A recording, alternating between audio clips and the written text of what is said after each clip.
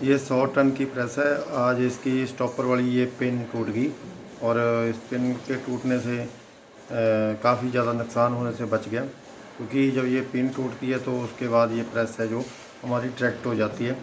मतलब बाकी सारा सही था, पैडल से लेके ऊपर तक जितना भी ये सिस्टम लगा है बाकी सही था, लेकिन यहाँ से जो पिन यहाँ पे लगी होती है जो हमारी मेन चाबी को रोक के रखती है, वो वाली पिन है जो टूट गई। तो वैसे ज़्यादातर टूटती नहीं पिन, फिर भी आप ध्यान रखें, क्योंकि जब आप प्रेस चला रहे हो तो एक बार चलाने से पहले एक बार नट बोल्ट सारे चेक कर लो, क्योंकि अगर आपकी पिन टूट गई तो ये अपने आप इस तरह से ट्रैक्ट हो जाएगी।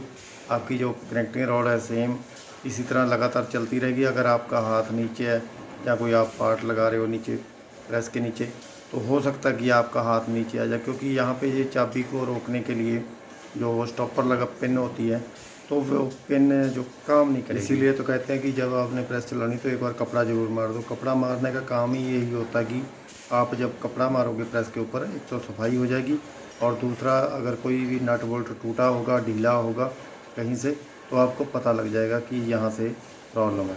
लेकिन अभी हम क्या करेंगे, अभी हमने EN 24 का मटेरियल ले लिया है और खराद पे इसको तैयार करवा रहे हैं स्टॉपर पिन को।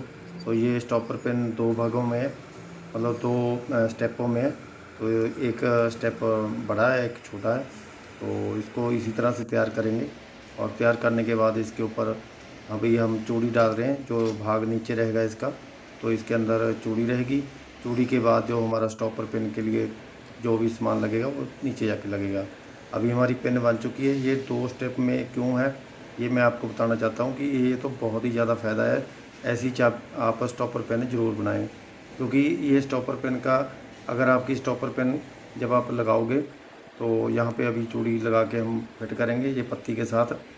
तो जब आप इसको फिट करोगे तो फिट करने के बाद आपको पता लगेगा कि इसका क्या फ़ायदा है। ये वाली जो पिन टूट गई थी हमारी यहाँ से, तो ये थोड़ी हार्ड थी और हो सकता है कि यहाँ से थोड़ा ज़्यादा हार्ड भी होगी हो, और कई बार झटका लगता है तो उससे भी कई बार मटेरियल में प्रॉब्लम टूट जाती है।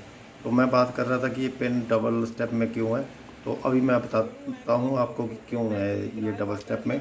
इसका ये बेनिफिट है, देखिए इसके अंदर ये एक स्प्रिंग पहले से लगा हुआ है।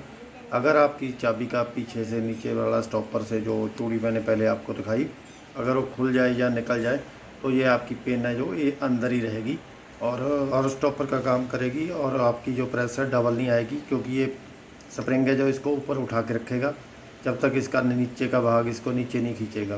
तो अभी हम इसको प्रेस के ऊपर लगाने से पहले चाबी को चेक करें खींच के।